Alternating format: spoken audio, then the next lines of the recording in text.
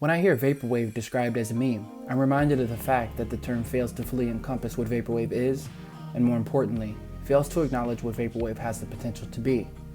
I do understand that in some contexts of vaporwave, the term meme may be somewhat appropriate, but generally, it is better to alternatively acknowledge vaporwave as a lifestyle approach or design philosophy, if nothing else. If newcomers to vaporwave see it as only a meme, then it becomes only a tool in which information is shared, spread, or trends. Or worse, they dismiss the genre as a joke. Though vaporwave is relatively new, it isn't a trend. It's an acknowledgement and revelation of the postmodern era. It promotes a slow and thoughtful reflection on modernism that can be experienced in isolation. As a result, its popularity can be enhanced even in an era of social distancing. This genre is strengthened by reflection. The magic is in its efficiency to jog our collective memories and reignite our telepathic abilities. Vaporwave tends to dissolve social class structures. It makes the archival practice accessible and instead focuses on the commonality between all diverse groups. It emphasizes that there was a shared, forgotten past, and even in the increased speed of technology and commerce, there is a common desire for slowness and meditation for what once was. There are many subgenres and styles of vaporwave, but across the subgenres there is a common emphasis on city and industry, as well as the byproducts of the metropolis.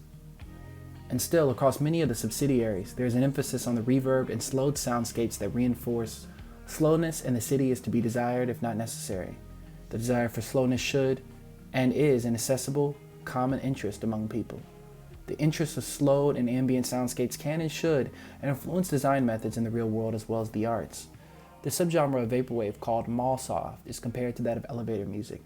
This soothing, non-intrusive, meditative mall music was intentional in commercial spaces. Through this art form, we are reminded that the commonplaces in cities and suburban areas should be calming, and in some cases, as neutral as possible. This neutrality is the blank space for endless opportunities in the mind of the young city-goer. Vaporwave often points out that in the child's mind, the city should function, at the very least, as a neutral, peaceful, and historical facility for reflection. Vaporwave is the place online where people can share memories about what was important to them. They can find out why those memories were important to them, and how those memories can influence a better design philosophy for our future. No longer the days of excess. Live long the days of sustainability and calm. The way that much of the youth might arrive at philosophical discourse in the postmodern era, or perhaps the metamodern era, will be in the analysis of corporate and industrial expansion. Often, the infrastructures that shaped the cities were the supreme model for excellence. They were examples of creative boundlessness. The ideological impact of these structures, however, went largely unexamined by people who inhabited them. As a result, these structures became like ghosts, especially in their demolished and abandoned state. Architecture was only seen and utilized, but without any true acknowledgement of their significant cultural impact, they became relatives of exploitation. Today, much has changed. With the collective consciousness that is the internet, the vaporwave movement has evolved itself to true dreamlike state, beyond space and time, beyond nature or city structure, truly ethereal, truly beyond. Vaporwave allows us to see the potentiality for the perfect city.